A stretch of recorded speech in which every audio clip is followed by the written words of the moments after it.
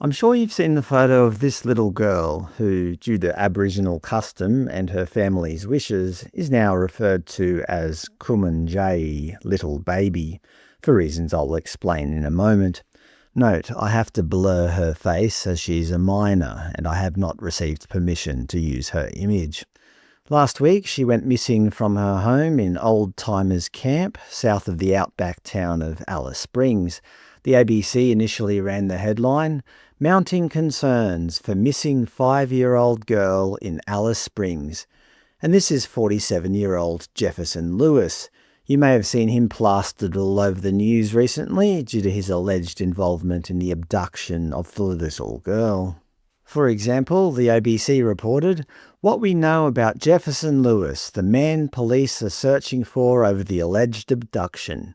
Although, to be fair, the ABC did plaster his face all over their website. Interestingly, as spotted by an eagle-eyed viewer, the ABC included no physical description of the man, which seems a bit odd during an active manhunt. I can't imagine why they wouldn't have described his physical characteristics. Furthermore, in a rare break from their usual custom, they never once described him as a proud First Nations man.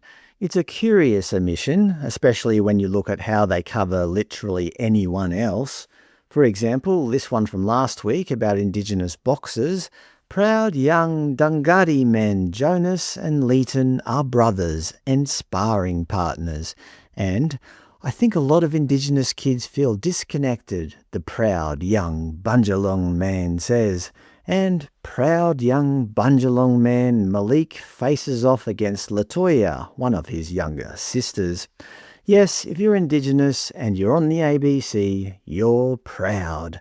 Well, except when you allegedly abduct little girls, then you definitely shouldn't be proud.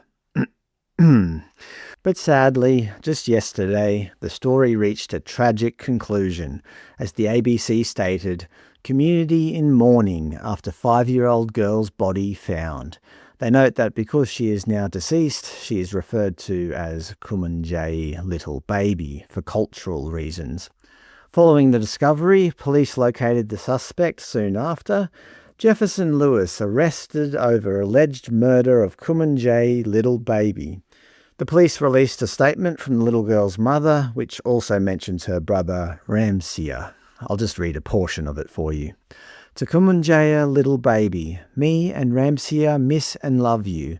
I know you are in heaven with the rest of the family, with Jesus and the Father, Son and Holy Spirit. It is going to be so hard to live the rest of our lives without you. Ramsia wants to tell you that when he sees you in heaven, he is going to give you the biggest hug ever." Obviously, this guy, Jefferson Lewis, has completely destroyed a family. Well, allegedly. So now that he's arrested, all is well in the world. We can all breathe a collective sigh of relief. Well, not quite.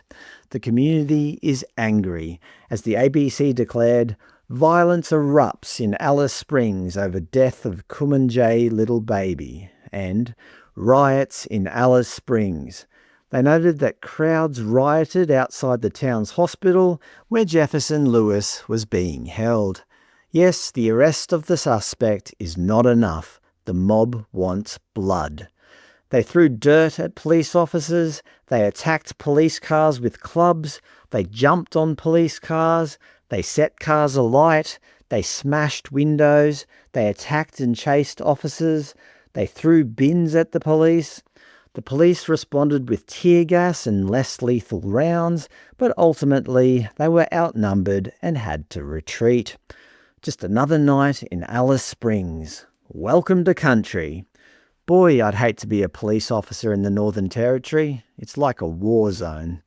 And why did they do all this? Well, according to the ABC, Mr. Lewis had been arrested for murder and flown to Darwin after a crowd of about 400 angry people gathered outside the Alice Springs Hospital trying to get to him and demanding payback. Apparently, payback is a term for traditional punishment under Aboriginal law in Central Australia. Many of the rioters were shouting that Mr. Lewis needed to face this traditional justice, accusing the police of protecting him and demanding that he be killed for his alleged attack on the little girl.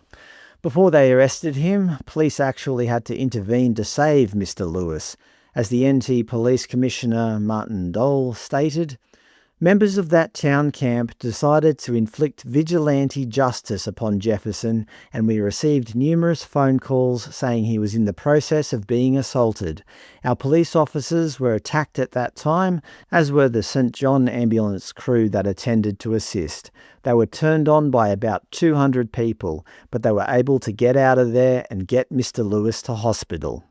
When asked why the police protected the alleged offender from the baying mob, the Commissioner replied, "Our police swear an oath to serve and protect. We don't get to choose who we protect, so the safety of Mr. Lewis was important as well."